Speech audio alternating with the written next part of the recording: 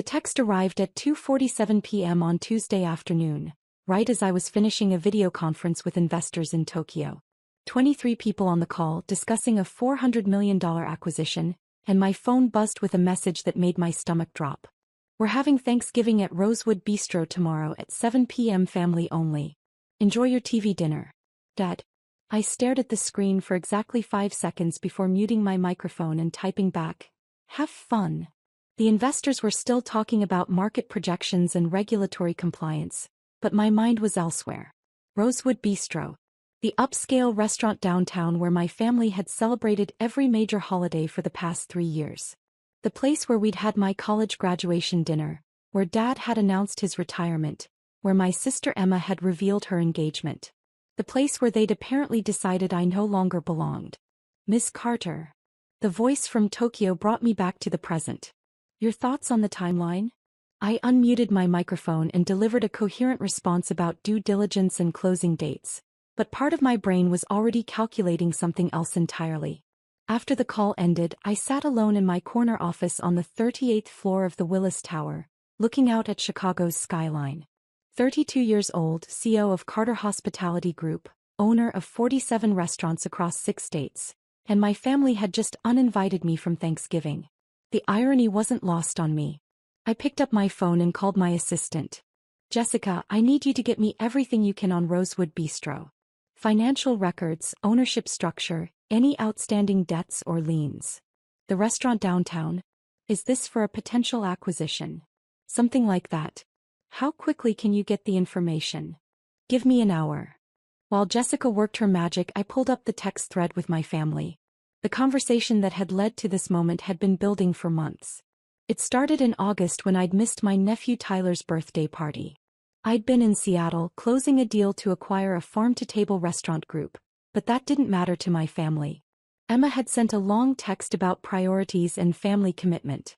Then in September I'd had to leave my cousin's wedding early for a conference call with investors in London.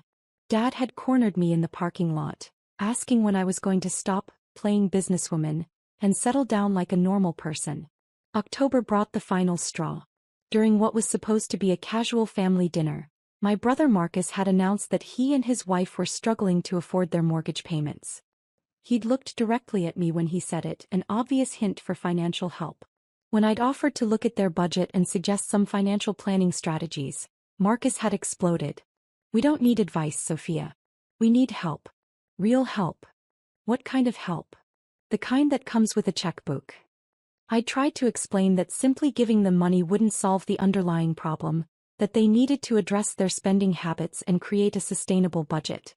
The conversation had ended with Marcus storming out and Emma following him, both of them muttering about how success had changed me. Dad had stayed behind, shaking his head. "I don't know what happened to you, Sophia. You used to care about family." "I do care about family. You care about money. There's a difference." That was 6 weeks ago. Since then, family communications had dwindled to brief, polite exchanges. No invitations to casual dinners. No calls just to chat. No inclusion in the group text where they planned holiday activities. Until today's message making it official, I was no longer considered family. Jessica knocked on my office door at exactly 4 p.m. "I have the information you requested on Rosewood Bistro." He handed me a thick folder. "The owner is David Chin. He's been trying to sell for 6 months. The restaurant is profitable but not hugely so, and Chin wants to retire to Florida. He's asking $2.3 million. What about debts?" "Clean. No outstanding liens, current on all payments. The building is included in the sale. Chin owns it outright." "Has he had any serious offers?" "2, but both fell through during due diligence. One buyer couldn't secure financing, the other got cold feet about the restaurant business." I opened the folder and reviewed the financial statements. Rosewood Bistro was exactly the kind of establishment that would fit perfectly into Carter Hospitality Group's portfolio. High-end, established clientele, excellent location, solid reputation. "Jessica, I need you to call David Chin. Tell him I want to make an offer." "What kind of offer?" "Full asking price, cash, closing tomorrow morning." Jessica's eyebrows shot up. "Tomorrow? That's Thanksgiving." "I'm aware. The banks will be closed. How do we wire that kind of money? I'll handle the financing personally. Can you reach Chin today? I'll try. By 5:30 p.m., Jessica had worked a minor miracle. David Chin was not only available but eager to discuss a sale. Apparently, 6 months of failed negotiations had made him very motivated to close a deal. Ms. Carter, Chen's voice was warm over the phone. Jessica tells me you're interested in purchasing Rosewood Bistro. That's correct. I'm prepared to offer your full asking price of $2.3 million cash with closing tomorrow morning. There was a pause. Tomorrow is Thanksgiving. I understand. I'm willing to pay an additional $200,000 for the expedited timeline. $2.5 million total? That's correct. Miss Carter, may I ask why the rush? I considered my answer carefully. Let's just say I have a personal interest in owning the restaurant by tomorrow evening. Another pause. I'll need to contact my lawyer. Of course. I'll have my legal team standing by. By 8 p.m. I was sitting in my lawyer's office with David Chin, his attorney, and a stack of contracts. Chin was a pleasant man in his 70s, clearly excited about his impending retirement but curious about my motivations. I have to ask, he said as we reviewed the final documents. Why Rosewood Bistro? You could buy any restaurant in the city. It's the right fit for my company. And the timing? I looked across the table at this man who was about to make my Thanksgiving revenge possible. Mr. Chin, have you ever been excluded from something that mattered to you? Many times. How did it make you feel? Angry. Hurt. Determined to prove them wrong. I nodded. That's exactly how I feel. Chin smiled. Well then. I hope Rosewood Bistro serves you well. We signed the papers at 9:23 p.m. By 10 p.m. I owned Rosewood Bistro. The next morning, Thanksgiving Day, I arrived at the restaurant at 6 a.m. The staff was already there, preparing for the evening service under the direction of head chef Antoine Dubois. Miss Carter, Antoine greeted me with confusion. I wasn't expecting you today. There's been a change in ownership, Antoine. As of last night, I own Rosewood Bistro. You, what? I explained the situation quickly, emphasizing that nothing would change for the staff. Same jobs, same pay, same management structure. The only difference was that I would be taking a more hands-on role in operations, starting immediately. There is one thing, I added. I need you to prepare a special table tonight. Table 12, the private dining room. I want it set for 8 people, but I only want 7 chairs. Antoine looked confused but nodded. Of course. Anything else? Yes. I want you to prepare a special menu for that table. Something memorable. By noon I had a plan in place. I'd contacted a local sign company that was willing to work on Thanksgiving for triple overtime pay. By 3 p.m., they'd installed a large, elegant sign in the front window, under new management Carter Hospitality Group. I'd also arranged for a photographer to document the evening. Not for revenge but for my own records. This was a significant moment in my business career and I wanted it properly documented. At 6 p.m., I changed into a black designer dress and took my position in the restaurant's front lobby. I'd sent the hostess home early, telling her I wanted to personally greet the evening's special guests. My family arrived promptly at 7 p.m., dressed in their Thanksgiving finest. Dad was wearing his best suit. Mom had on the pearl necklace she'd inherited from her mother. Emma was in a burgundy dress that probably cost more than most people's rent. And Marcus was with his wife Sarah and their 2 kids. They approached the hostess stand where I was waiting, all smiles and holiday cheer, clearly anticipating a lovely family dinner without the complication of their difficult daughter and sister. Dad reached the stand first. When he saw me, his smile faltered. Sophia? What are you doing here? Working, I said pleasantly. How can I help you this evening? Working? What do you mean working? Emma pushed forward. Sophia, we told you this was family only. You can't just show up and... Oh, I'm not showing up as a guest, I interrupted. I'm here as the owner. The silence that followed was absolute. Other diners in the restaurant were starting to notice the commotion near the front entrance. Owner. Marcus found his voice first. What are you talking about?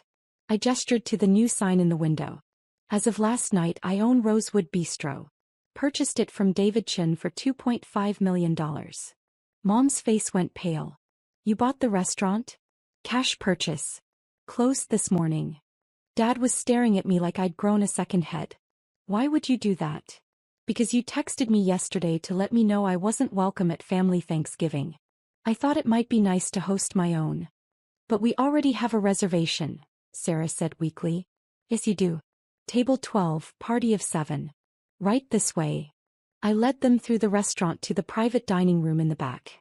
The table was beautifully set with fine china and crystal glasses, candles flickering in the center. 7 chairs arranged around a table that could easily seat 8. Where's the 8th chair? Emma asked. There is no 8th chair. He said family only. I'm not family anymore, remember? They stood around the table, clearly unsure how to proceed. Please sit down, I said.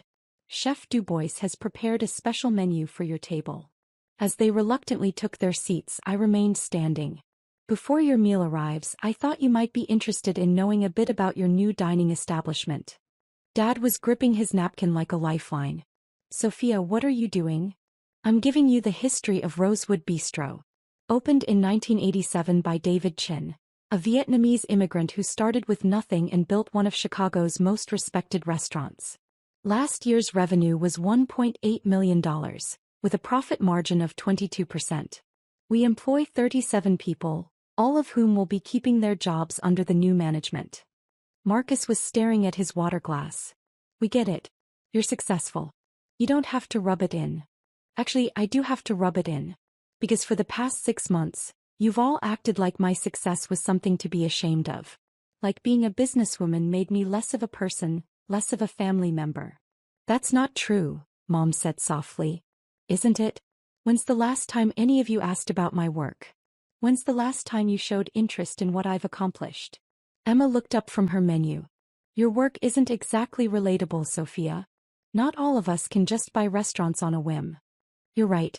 Not everyone can. Do you know why I can? They waited. Because 15 years ago when I was 17 I started washing dishes at a restaurant downtown.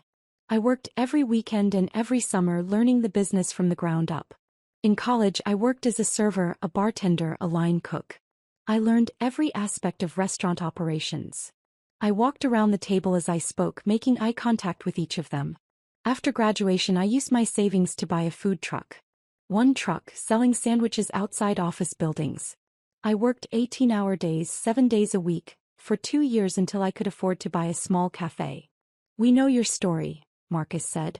Do you? Because you've never seemed interested in the details. You've never asked how I built Carter Hospitality Group from one food truck into a company worth $200 million. The number made Sarah actually gasp. You've never asked about the sleepless nights, the failed deals, the times I ate ramen noodles for weeks because every penny was going back into the business. You've never asked about the mentors who helped me, the mistakes I learned from, the small victories that kept me going. Sophia, Dad said quietly, we're proud of you. Are you? Because 6 weeks ago when Marcus asked for financial help, I offered to sit down with you both and help create a budget, help you find ways to increase your income and reduce your expenses. Remember what you said? Marcus shifted uncomfortably. I said we didn't need advice. You said I didn't understand real problems because I'd gotten lucky with money. You said success had made me cold and selfish. I was upset. You were embarrassed. Embarrassed that your little sister had more money than you. Embarrassed that I'd built something while you were struggling. So instead of accepting help, you decided to punish me for succeeding. Chef Antoine appeared with the first course, 7 plates of butternut squash soup with truffle oil. He set them down carefully, glancing at me with curiosity. Thank you, Antoine. Please tell the kitchen they're doing excellent work tonight. After he left, my family sat in uncomfortable silence, staring at their soup. This is a lovely restaurant, Mom said finally, clearly trying to change the subject. It is. David Chin built something special here. He told me yesterday that family had always been the most important thing to him, but he learned over the years that family isn't just about blood relations. It's about people who support each other, who celebrate each other's successes instead of resenting them. We don't resent your success, Emma said. Don't you? When I bought my penthouse apartment, what did you say? Emma's face flushed. I said it was excessive. When I hired a personal assistant, what did Marcus say? That you were getting too big for your britches, Marcus admitted. When I started traveling internationally for business, what did Dad say? Dad was quiet for a long moment. I said you were losing touch with your roots. And when I offered to help with Marcus's financial problems, what did you all conclude? That money had changed you, Mom whispered. I nodded. So when you planned this family Thanksgiving, it was easy to exclude me. Because I'm not really family anymore. I'm just the successful sister who makes everyone else feel bad about their choices. That's not fair, Emma said. Isn't it? Let me ask you something. How many of you know what I'm doing for Thanksgiving dinner after I leave here tonight? They looked at each other, clearly having no idea. I'm going to Northwestern Memorial Hospital, where I volunteer every Thanksgiving serving dinner to patients who can't go home for the holidays. I've been doing it for 8 years. Did any of you know that? The silence answered my question.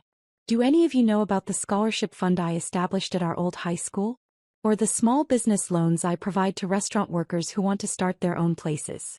Or the fact that I've helped 6 of my former employees buy their own homes? More silence. You see me as someone who cares more about money than family. But you've never bothered to learn who I actually am or what I actually do with my success. Antoine returned with the main course, herb-crusted lamb with seasonal vegetables. The presentation was flawless, but the tension at the table was thick enough to cut with a knife. Sophia, Dad said as Antoine left, what do you want from us? I want you to see me. The real me. Not the caricature you've created of a cold, money-obsessed businesswoman, but the person I actually am. And if we can't do that? Marcus asked. Then you'll have lovely memories of your last family dinner at Rosewood Bistro. Last dinner. Mom's voice was shaky. I'm not going to keep fighting for inclusion in a family that doesn't want me. I'm not going to keep defending my success to people who see it as a character flaw. I walked to the window that overlooked the restaurant's main dining room, where other families were enjoying their Thanksgiving meals, laughing and talking and creating memories together. You know what's funny? I bought this restaurant because I was angry. I wanted to prove a point, to show you that your rejection couldn't hurt me. But standing here now, watching other families celebrate together, I realized something. I turned back to face them. I don't want to be the person who buys restaurants out of spite. I don't want to be the daughter who has to prove her worth through grand gestures. I want to be part of a family that celebrates each other's successes, that supports each other through failures, that includes everyone regardless of their bank account balance. Emma was crying now, mascara running down her cheeks. Sophia, we're sorry. We never meant for it to go this far. I know you didn't, but it did go this far. And now we have to decide what happens next. What do you want to happen next? Dad asked. I want you to finish your dinner. I want you to enjoy this beautiful meal that Chef Antoine prepared. And then I want you to go home and think about whether you want a relationship with your daughter and sister, or whether you want to keep nursing your resentment about money and success. And if we decide we want a relationship? Marcus asked. Then you call me. Not to ask for financial help, not to criticize my choices, but to ask about my life. To share yours. To rebuild something that's been broken for too long. I walked toward the door, then paused. Oh, and Marcus? I looked into your financial situation after our argument. You're not behind on your mortgage because you don't make enough money. You're behind because you and Sarah spend $4,000 a month on restaurants, entertainment, and shopping. The offer to help you create a budget still stands. How did you? I'm good with numbers. It's why I'm successful. I left them sitting there with their herb-crusted lamb and their complicated emotions, and went to find Chef Antoine. How was the service for table 12? He asked. Perfect as always. Antoine, I need you to prepare 7 meals to go. To go. Full Thanksgiving dinners. Turkey, stuffing, cranberry sauce, the works. Have them ready in 30 minutes. Of course. May I ask who they're for? Some people who are about to have a very different kind of Thanksgiving than they planned. An hour later, I was at Northwestern Memorial Hospital, carrying 7 complete Thanksgiving dinners into the ward where patients would otherwise be eating institutional food on the holiday. Mrs. Rodriguez in room 302 lit up when she saw the turkey and stuffing. Is this from that fancy restaurant downtown? It is. Happy Thanksgiving, Mrs. Rodriguez. Mr. Kim in room 315 actually cried when I explained that the meal was from Chef Antoine, whose reputation he knew well. I never thought I'd taste food like this again. By 10 p.m., I distributed all 7 meals and spent time talking with patients who had no family visitors, no holiday plans beyond whatever entertainment the hospital could provide. As I was leaving, my phone buzzed with a text from Dad. The dinner was beautiful. The conversation was harder. Can we try again? I typed back, Sunday dinner at my place? I'll cook. You cook. I've learned a lot of things over the years. Some of them don't involve money. We'll be there. 3 months later, Sunday dinners at my penthouse had become a family tradition. Not every conversation was easy and we still had plenty to work through, but we were talking. Really talking about work and dreams and fears and hopes. Marcus had taken my advice about budgeting and was slowly getting his finances back on track. Emma had started asking about my business, even expressing interest in joining Carter Hospitality Group in a marketing role. Mom and Dad had visited the hospital with me on Christmas, helping serve dinner to patients who couldn't go home. And Rosewood Bistro? It had become the flagship restaurant of Carter Hospitality Group's fine dining division, generating 15% more revenue under my ownership while maintaining the quality and character that David Chin had built over 30 years. But more importantly, it had become the place where my family learned that success wasn't something to be ashamed of or resentful about. It was something to be celebrated, shared, and used to make the world a little bit better. Every time we had a family celebration there, I remembered that Thanksgiving night when I'd stood in the dining room, angry and hurt and determined to prove a point. I'd bought a restaurant to exclude my family. Instead, I'd found a way to bring us back together. Sometimes the best business decisions are the ones that have nothing to do with business at all.